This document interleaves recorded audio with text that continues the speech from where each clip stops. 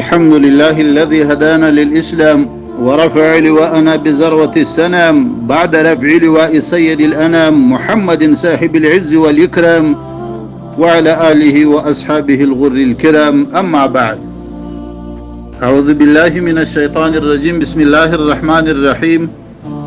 والذين آتيناهم الكتاب يفرحون بما أنزل إليك.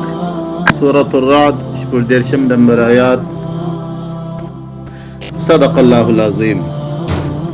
د ډیره وخت څخه بیا بالخصوص د استقلال د ازادۍ د ورځې د لمانځلو په باره کې د اظهار خوشحالي او اظهار سرور په باره کې نوجوان علما زموږ څخه پوښتنې کوي، ټلیفونان راکوي چې آیا دغه عمل روا دی او که ناروا دی، دا له مباحات څخه دی که له مکروهاتو څخه دی که له عباداتو څخه دی. غواړم په دې باره کې لږ تفصیل وکم چې مسله راسه اوږده نسي، ډېر اختصار به کوو. حضراتو علماء کرامو طالبانو،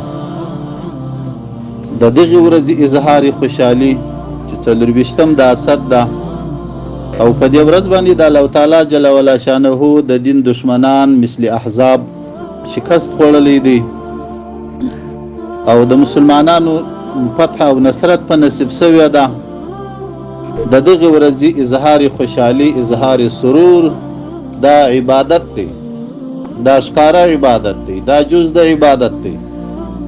ډېر مسلمانان په دې مسله کې خطا وتلي دي چې عبادت یوازې پر شاعر تعبدیه باندې حصر کوي. نه، عبادت یوازې پر هغه شاعر تعبدیه باندې حصر نه دي، عبادت نور هم دي، ډېر دي عبادت.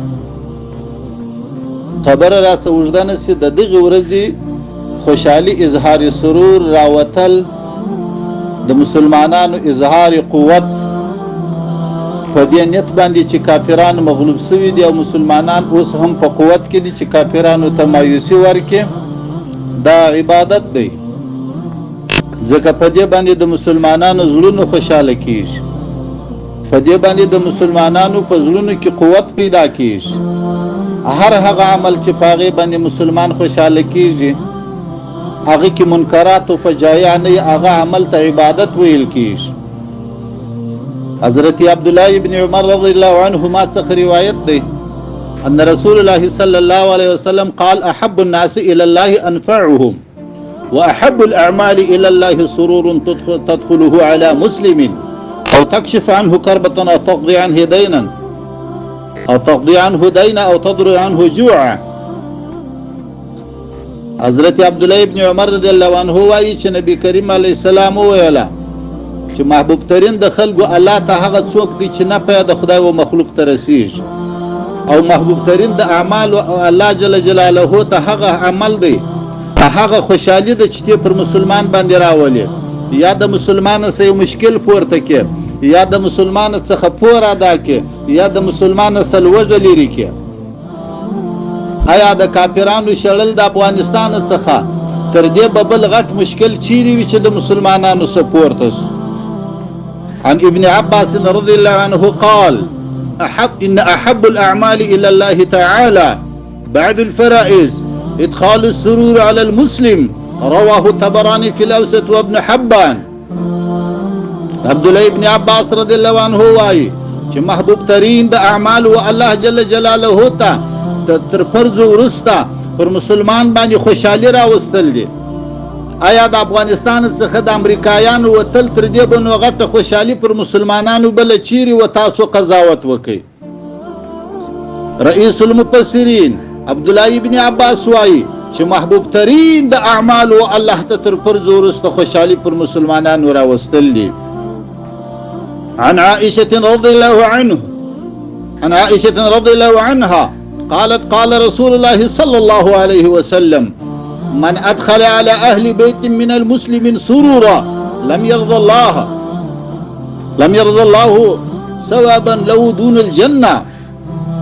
رواه الطبراني.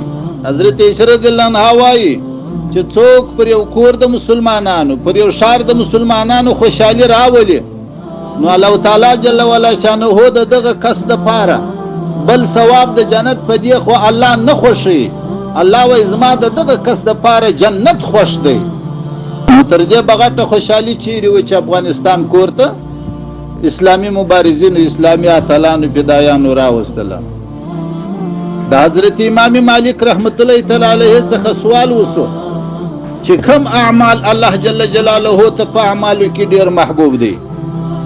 امام مالک صاحب په جواب کې ورته ویله چې ته کله خوشحالي راولې پر مسلمانانو تر دغه محبوب عمل و باری تعالی ته بل نسته. وانا نظرت نفسي ان افرج كربات المسلمين. امام مالک وایي ما خپل ځان د دې دپاره نظر کړی دی خپل نفس چې زه د مسلمانانو مشکلات پورته کړم. همدغه رنګه که حدیث درته وایم د طبراني د مسلم د مسند احمد د مختلف روایات چې پر مسلمان باندې خوشحالي راوستل د مسلمان څخه مشکلات پورته کول دا غټ عبادت د عباداتو څخه دی. دا له معروفاتو څخه یو عظیم معروف دی. معروف ټول عبادات دي. په معروفاتو کې مباحات نسته، په معروفاتو کې مکروهات نسته، په معروفاتو کې حرام نسته. معروفات ټول عبادات دي. عظیم د معروفاتو دغه معروف دی چې ته پر مسلمان څخه غم پورته کې، مشکل پورته کې، خوشحالي ورته راولې، د امریکایانو د چاپې څخه اخلاص کې، د امریکایانو د دهشت او د وحشت څخه اخلاص کې. نو په دغه وجه باندې د مسلمانانو خوشحالي کول په دغه ورځ باندې چې په دغه ورځ کافران مغلوب شوي دي او کافران مړې سترګې د افغانستان د وطن او د ملک څخه وتلي دي او د اسلام بیرغ پورته شوی دی، په دغه نیت باندې خوشحالي کول دا د شعائرو څخه د اسلام دی. دا امر تعبدي دی او دا عبادت دی. په دغه ورځ باندې مصرف کول هم په عبادت کې منع نشته. حتی علامه حافظ ابن حجر رحمه الله په فتح الباری دوهم جلد 443 صفحه کې وایي چې خوشحالي ښکاره کول په اخترو کې دا د شاعرو څخه د دین دی. تاسو خوشحالي ښکاره کوئ، تاسو تر تازګي راولئ پر خپل نفس پر خپل ځان. الله تعالی جل وعلا شانه به متل عمر خوشحاله او تر تازه ولري. سرور په عربي کې وچاته ویل کیږي. ټول حدیث پر دې راځي چې خوشحالي راولي او ټول محدثین وایي چې خوشحالي سرور په لفظ باندې ذکر کوي.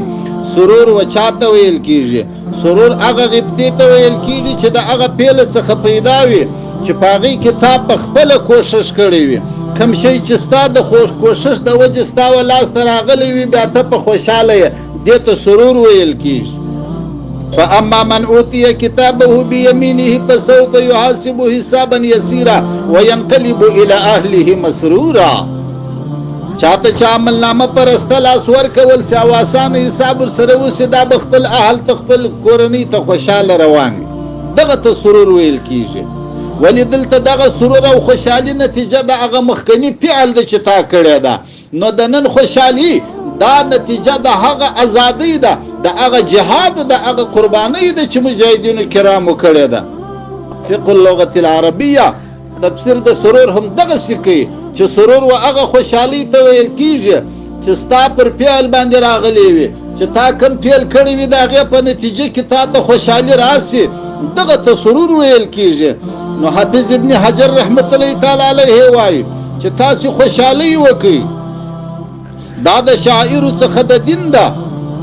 فتح الباری دوهم جلد کې حافظ ابن حجر رحمه الله حدیث د حضرت عائشہ رضی الله عنها نقل کړی دی چې حضرت عائشہ ویله په هغه ورځ چې کله حبشانو په مسجد نبوي کې بازی کولې په نیزو باندې، نو نبی کریم علیه الصلاۃ والسلام ویله چې د دې دپاره چې یهود پوسي چې زموږ دین کې پراخیسته او زه چې رالیږل سوی یم زه په یو اسانه دین، په یو شایسته دین، په یو خوشحاله کوونکي دین، په یو پراخه دین باندې راغلی یم. لتعلم یهود ان فی دیننا فسحة وانی بعثت بحنفیة سمحة.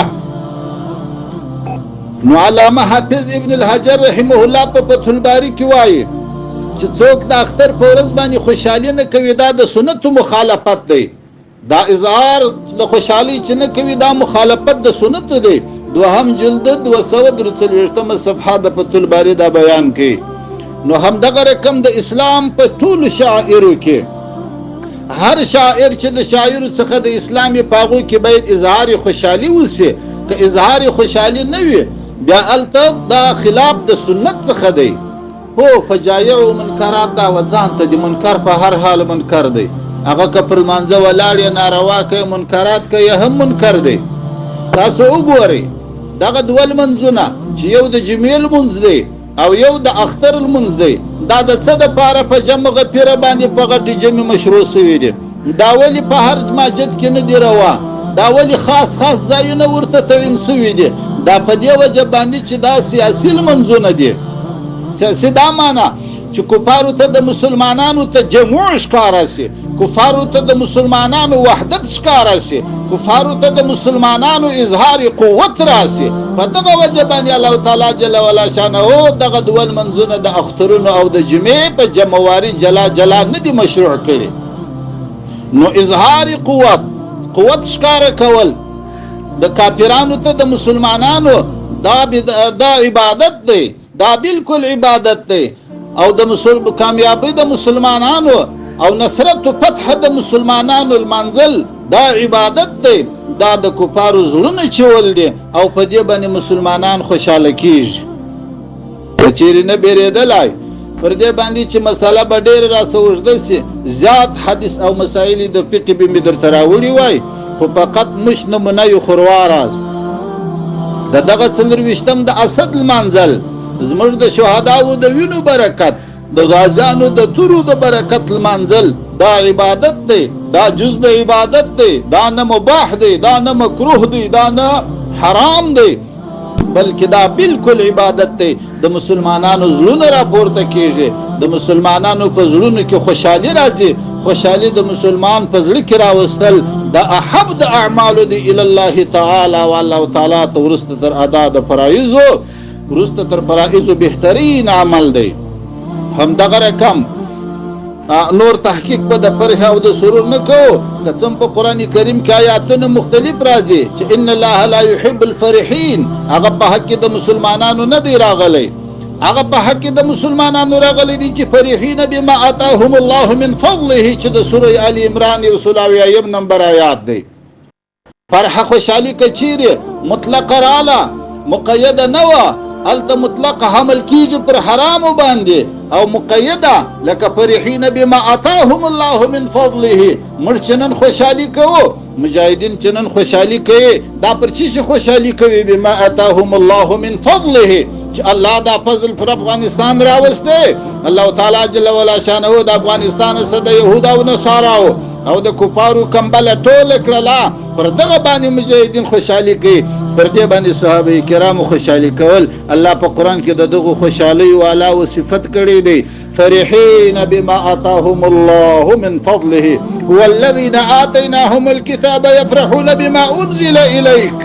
اے نبی کریم علیه السلام، هغه کسانان موږ چې تا ته کوم کتاب در کړی دی، الله وایي هغه کسانان چې دی په خوشحاله کېږي چې سلمان فارسي دی، فلان دی فلان دی فلان دی یا مسلمانان دی، دا د قرآن په نزول خوشحاله کېږي. او دا فرحین بما آتاهم الله من فضله، چې کم فضل الله بهتري تا ته دین او اسلام در کړی دی په دې باندې خوشحاله کېږي. نو نن چې موږ خوشحالي کوو، نن چې مجاهدین خوشحالي کوي، دا فرحین بما آتاهم الله من فضله، چې الله زموږ د ملک څخه د کفر کمبله ټوله کړله، د کفر ټغر یې ټول کړي، چې شپه ورځ به مو په نرو په ښځې کې کافران لوېدلي وه. الحمدلله اوس خپل د وطن خلک، خپل علما، خپل نیکان صالحان حکیمان دي، د کفر کمبله ټوله سوې ده، په دغه باندې مؤمنان خوشحالي کوي. دغه خوشحالي عبادت دی، دا عین عبادت دی، په دې کې شک و شبهه نشته. الله جل جلاله ثوابونه ورکوي. روایات بیخي زیات دي، مش نمونه یې خورواراست او منکرات پکې ناروا دي، د مسلمانانو ضرر، مسلمانانو ته تکلیف ورکول، لمونځ پر قضا کول، بے ځایه مصارف کول، منکراتو په جای ټول پکې ناروا دي. السلام علیکم ورحمت الله وبرکاته.